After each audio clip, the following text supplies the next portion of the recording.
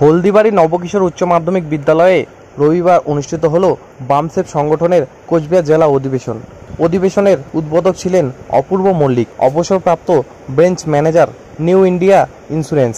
প্রধান অতিথি হিসেবে উপস্থিত ছিলেন Debashis Mondal, assistant director consumers affair, Jalpaiguri জেলা অধ্যাপক শিশির সিংহ সহ বাদারুজ্জামান সরকার, মহাবুল হক সহ অন্যান্যরা।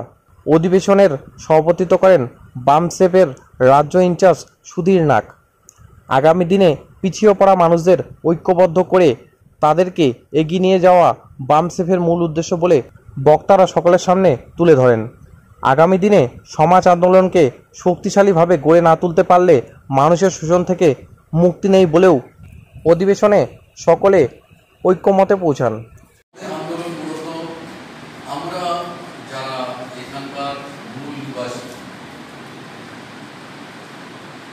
প্রায় দেশের 85% লোক আমরা ভারতবর্ষে দীর্ঘদিন থেকে এখানে আমরা উপস্থিত মাননীয় আমাদের রাজ্যে মাননীয় অপূর্ব মল্লিক স্যার, কলেজের শিক্ষকবৃন্দ যারা আছেন, প্রফেসর, মঞ্চে উপবিষ্ট মানুষ।